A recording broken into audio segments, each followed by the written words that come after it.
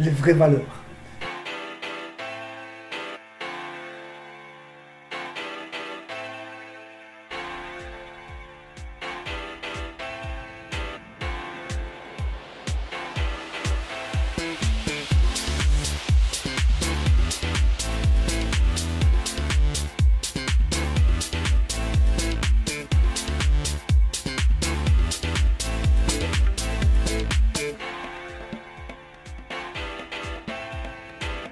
Parler des vraies valeurs, je vais laisser parler le roi Salomon, à travers la parole de Dieu, bien sûr, sinon il faudrait retourner dans le temps.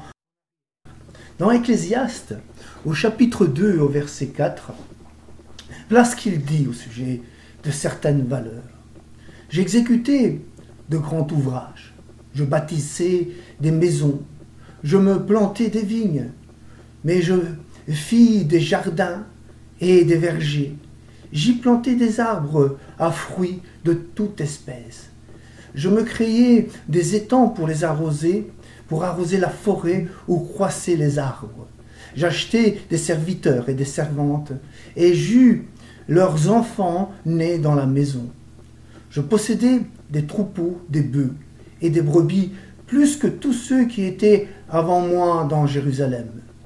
J'amassai de l'argent, de l'or, des richesses, des rois et des provinces. Je me procurai des chanteurs et des chanteuses, et les délices des fils de l'homme, des femmes en grand nombre. Je devins plus grand que tous ceux qui étaient avant moi dans Jérusalem, et même ma sagesse demeura avec moi. Tout ce que mes yeux avaient désiré, je me les ai point privés. Je n'ai refusé à mon cœur aucune joie, car mon cœur prenait plaisir à tout mon travail, et c'est la part qui m'en revient. Je me dis, Salomon, à lui seul, représente la réussite de notre société de consommation. La réussite dans les biens matériels, pour le pouvoir. Et quand je dis le pouvoir, il avait du pouvoir. Dans les propriétés, il avait réussi à avoir des propriétés en grand nombre, dans les terres, dans l'argent, dans l'or. Et beaucoup de personnes étaient à son service. Dans les plaisirs de ce monde, il ne se privait vraiment de rien. Pourtant, Salomon se remet en question fortement. Et dans Ecclésiaste au chapitre 2, et au verset 11, en continuant la lecture, il dit « J'ai considéré tous les ouvrages de mes mains, que mes mains avaient faites, et la peine que j'en pris à les exécuter. Et voici, tout est vanité à la poursuite du vent. Il n'y a aucun avantage à tirer de ce qu'on fait sous le soleil. » Certains pourraient dire, et pourraient faire cette réflexion, Salomon tombe en dépression malgré qu'il a tout. Mais ici, ce n'est pas une question de dépression. C'est son intelligence et sa sagesse qui lui montrent que toutes ces choses n'ont pas de valeur réelle. Et aujourd'hui, ce qui nous donne à nous remettre en question sur ces vraies valeurs, ce n'est pas la sagesse de Salomon, c'est un virus, un des plus petits organismes. D'après les études, il mesure plus ou moins, bien sûr, 0,1 micromètre. Vous vous rendez compte? C'est vraiment très, très petit. Et toute la planète, par ce petit organisme, est touchée. Ce qu'on pensait être des valeurs de réussite a été bouleversé parce qu'on se rend compte que tout ce qu'on pensait être une vraie valeur, d'un coup, ça peut être balayé. Voici, tout est vanité à la poursuite du vent. Il n'y a aucun avantage à tirer de ce qu'on fait sous le soleil. Nous l'avons lu. Rassurez-vous, les vraies valeurs existent. Et c'est avec Dieu qu'il faut les saisir. Et ce qu'il faut faire pour saisir avec le Seigneur est vraiment écrit dans la parole de Dieu. Nous avons besoin de réfléchir tout d'abord. Oui, nous avons besoin de réfléchir comme Salomon. Première chose à savoir, et soyons dans l'actualité bien sûr, ce n'est pas Dieu qui a envoyé le coronavirus comme certains pourraient dire. Ce n'est pas Dieu qui a envoyé le coronavirus pour que nous nous remettions en question. Non, jamais. Le Seigneur ne se laisse pas tenter par le mal. Que du contraire, c'est de l'amour qu'il a pour nous. Oui, que du contraire. Dieu est plein de compassion pour ceux qui souffrent, plein d'amour pour ceux qui souffrent, plein de miséricorde. Vous savez c'est quoi la miséricorde? Quelqu'un a dit ceci, et j'y ai pensé, je me suis dit, eh bien je vais lui dire. La miséricorde, c'est la corde que Dieu nous envoie lorsque nous sommes dans le trou. Et lorsque je pense au corps médical, à ces personnes qui s'exposent, qui exposent leur vie pour sauver d'autres, je suis dans l'admiration. Je suis vraiment ému d'admiration. Je me dis, c'est Dieu, il n'y a que Dieu qui peut susciter dans les cœurs un tel engouement pour son prochain. Pendant que j'étais malade, j'ai vu leur dévouement. Pendant que j'étais malade, j'ai vu leur compassion pour leur prochain. Et c'est Dieu qui suscite une telle compassion dans les cœurs. C'est aussi Dieu qui a fait évoluer la médecine pour venir au secours de ceux qui souffrent. Non, ce virus n'est pas envoyé par Dieu. Ce sont les circonstances de la vie, les circonstances qui sont vécues dans ce monde qui a produit ce virus. Toutefois, ces moments difficiles de pandémie que nous vivons doivent nous donner à réfléchir pour rechercher les vraies valeurs. Ce n'est pas que nous devions vivre dans la pénitence pour réfléchir. Certains croient que lorsqu'il faut s'approcher de Dieu, nous devons être dans la pénitence, ou dans la tristesse, ou dans l'austérité pour réfléchir aux vraies valeurs. Non! Ce que Dieu veut, c'est que nous tournions notre cœur vers lui et nous trouverons les vraies valeurs. Parce que les vraies valeurs existent. Dans Matthieu au chapitre 6, l'évangile de Matthieu chapitre 6, verset 33, il dit: cherchez premièrement le royaume de la justice de Dieu, et toutes choses vous seront données par-dessus. Et je me fais cette réflexion. Qui est capable de nous combler en toutes choses? Même nous-mêmes, nous ne sommes pas capables. Et même si nous arrivions, comme Salomon a possédé tout et toutes choses, nous n'avons rien. Salomon s'est rendu compte qu'il n'avait rien, que tout ce qu'il possédait était courir à la poursuite du vent. Et combien de personnes dans notre société courent à la poursuite du vent? Alors, pour trouver les vraies valeurs, invitons le Seigneur à venir régner dans nos vies. En cherchant, c'est le mot, en cherchant ce qui est juste à ses yeux. Alors là, il bénira nos vies en nous donnant sa paix. Le monde ne sait pas donner cette paix-là. C'est une paix qui est intérieure et profonde. Il faut la vivre pour comprendre qu'elle existe. Il veut nous combler dans nos besoins matériels et il sait répondre à nos besoins. Il veut nous combler dans le besoin spirituel en transformant nos cœurs, en nous donnant la capacité d'être heureux. Et combien de gens ont toutes choses et ils ne sont pas heureux. On manque d'équilibre. Et il nous donne une vraie joie profonde, qui est vraie, pas une joie superficielle pour oublier nos ennuis, mais une vraie joie qui existe à l'intérieur de nos cœurs. Il viendra aussi mettre sa main dans les circonstances difficiles que nous traversions lorsque nous prions. Il nous écoute. Dans les circonstances difficiles, il nous écoute et il répond aux prières selon sa volonté. Et j'en passe. Je passe sur beaucoup de bénédictions. Jésus dit ceci dans l'évangile de Jean, au chapitre 10. Et vous pouvez le vivre. Je suis venu afin que les brebis aient la vie et qu'elle l'ait en abondance. Mais la chose principale qu'il nous donne, c'est la vie éternelle. Comme beaucoup le savent, j'ai traversé plusieurs fois des moments difficiles où j'étais face à la mort, vraiment au bord de la mort. Et je peux vous dire quelque chose, que face à la mort, on est seul. Tout seul. Tu peux avoir des amis qui t'aiment, ta famille qui t'entoure avec amour, des chrétiens, des frères et sœurs qui t'entourent avec amour. Tu es tout seul. Mais moi j'avais Jésus. Il ne te lâche pas, il est fidèle.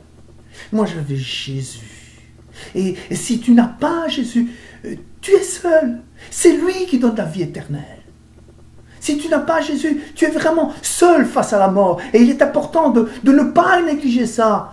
Certains se disent, oui, c'est ça. Mais nous passerons tous à la mort. Ça nous concerne tous. As-tu Jésus? L'évangile de Jean, chapitre 3, verset 36, dit ceci. Celui qui croit au Fils a la vie éternelle. Celui qui ne croit pas au Fils ne verra point la vie. Retirons tout obstacle qui nous empêche d'avoir une vraie communion, une vraie relation avec Dieu. Et il faut savoir que l'obstacle principal, c'est le péché. Et je mets encore une fois la parole de Dieu devant vous dans Ésaïe au chapitre 59 et au verset 1 à 2. Il dit ceci, voyez-vous comment Dieu est privé à cause du péché. Non, la main de l'Éternel n'est pas trop courte pour sauver, ni son oreille trop dure pour entendre. Mais ce sont vos iniquités qui mettent une séparation entre vous et votre Dieu. Ce sont vos péchés qui vous cachent sa face et l'empêchent de vous écouter. Donc il faut régler le problème du péché. Parce que c'est un vrai problème avec notre relation, pour rétablir notre relation avec Dieu. Il faut régler ce problème. Parce que, qui n'a jamais péché? Eh oui, tous nous avons péché. Et si je vous pointe du doigt, il y en a trois qui sont pointés vers moi. Donc tous nous avons péché. La Bible déclare ceci, il n'y a pas un seul juste, pas même un seul. Et si quelqu'un vous dit qu'il n'a jamais péché, croyez-moi, c'est faux. Le péché, c'est la désobéissance à la loi de Dieu, aux 10 commandements, comme on dit, et au moins à 5 commandements. Tous, nous avons péché. Que faire pour retirer cet obstacle à la relation avec Dieu? Il y a plusieurs étapes. Dans Marc au chapitre 1, il faut comprendre ça. Jean-Baptiste, autrement dit, parut, il baptisait dans le désert et prêchait le baptême de repentance pour le pardon des péchés. Et cette première étape, c'est se repentir. C'est la première étape nécessaire pour le pardon des péchés, qui est un obstacle, je le rappelle, à la relation avec Dieu. Se repentir, ce n'est pas forcément les larmes, mais il faut le dire quand même. Souvent, il y a des larmes. Se repentir, c'est dire à Dieu, j'ai eu tort d'avoir commis des mauvaises actions. Je t'ai offensé, pardonne-moi, pardonne mes fautes. Je veux faire ta volonté. Surtout ça, je veux faire ta volonté. On se tourne vers la volonté de Dieu. Et lorsque ton cœur est repentant, c'est que le Saint-Esprit t'a convaincu de péché. Non pas accusé de péché, le Saint-Esprit te convainc de péché. C'est différent, totalement différent. Parce qu'il ne vient pas à nous pour nous condamner. Non, c'est pour nous sortir du péché. La repentance, à elle seule, ne suffit pas. Il faut que nos fautes soient expiées. Que la dette de nos péchés soit payée. Cela, ce n'est pas la religion qui peut le faire. Aucune religion ne peut le faire. Même si c'est la meilleure des religions. Même si tu es une grenouille de bénitier, comme disent certains. Ce ne sont pas les bonnes œuvres qui effaceront tes péchés. C'est impossible d'effacer nos péchés par les bonnes œuvres. C'est comme ça. Parce que nous sommes coupables, même si nous faisons de bonnes œuvres. L'évangile de Jean, chapitre 14, dit ceci, verset 6. Jésus lui dit, je suis le chemin, la vérité et la vie. Nul ne vient au Père que par moi. Donc, par lui, nous pouvons rétablir cette communion, nous pouvons rétablir cette relation avec lui.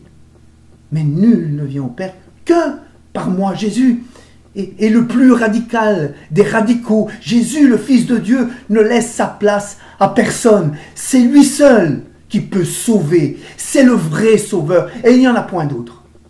Jésus seul a expié, a payé nos péchés à la croix.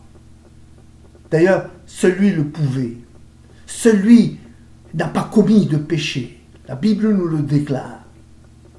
Et il fallait une victime innocente pour payer. Pour ceux qui sont coupables. Tu n'as rien à payer pour expier tes péchés. C'est gratuit. Parce que c'est lui qui a payé nos fautes à notre place, à ma place. Et je veux remettre encore ce texte, laisser la parole de Dieu nous parler. Dans Ésaïe chapitre 53, verset 4, « Cependant ce sont nos souffrances qu'il a portées, c'est de nos douleurs qu'il s'est chargé, et nous l'avons considéré comme puni, frappé de Dieu et humilié. » Alors il dit au verset 5, « Mais il a été blessé pour nos péchés, brisé pour nos iniquités, le châtiment qui nous donne la paix est tombé sur lui. Et c'est par ses meurtrissures que nous sommes guéris. » La paix avec Dieu alors que nous étions en rébellion à cause de nos péchés. Le châtiment est tombé sur lui. Il a pris le châtiment à notre place. Ce que Dieu nous demande, c'est de mettre notre foi en lui, nous repentir, et c'est de mettre notre foi en Jésus-Christ, son Fils. Croire à son amour, pas croire qu'il existe.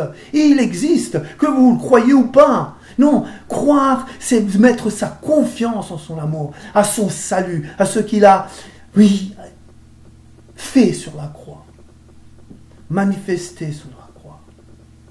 L'évangile de Jean, chapitre 3, verset 16, il dit, « Car Dieu a tant aimé le monde qu'il a donné son Fils unique, afin que quiconque croit en lui ne périsse point, mais qu'il ait la vie éternelle. » Qu'il ait la vie éternelle. Il a donné le meilleur de lui-même.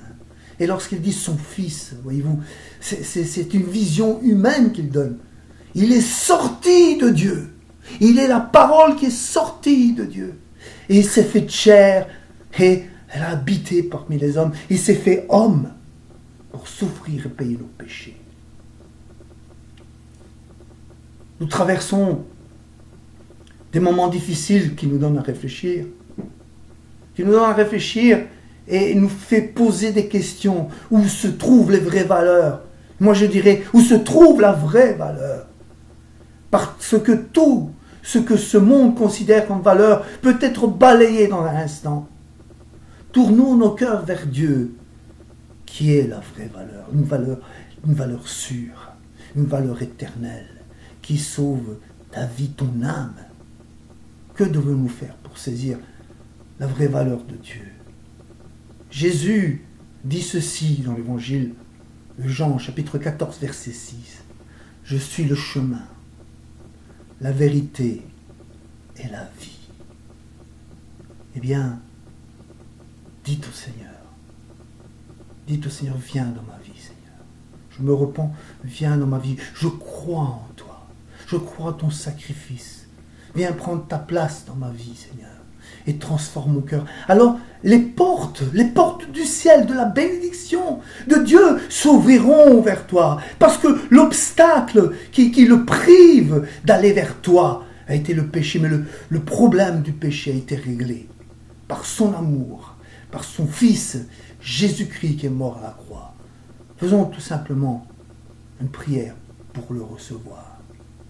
Seigneur, merci pour cette parole qui encourage, qui m'encourage aussi, qui me fait du bien, Seigneur. Merci pour cette parole, Seigneur, aussi, Seigneur, parce que tu t'adresses à des personnes, Seigneur, qui ne te connaissent pas encore, qui se posent plein de questions, Seigneur, sur les vraies valeurs, et tu es la vraie valeur. Disons, Seigneur, là où vous êtes, Seigneur, je veux te connaître.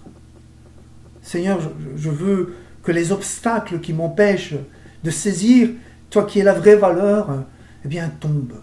Viens dans ma vie, Seigneur. Je te donne mon cœur, Seigneur. Je tourne mon cœur vers toi. Et pardonne mes péchés. Je veux faire ta volonté. Que le Seigneur vous bénisse et qu'il vous donne vraiment à saisir ces choses qui ne périront jamais, qui ne seront jamais balayées, parce que Dieu est fidèle. Amen.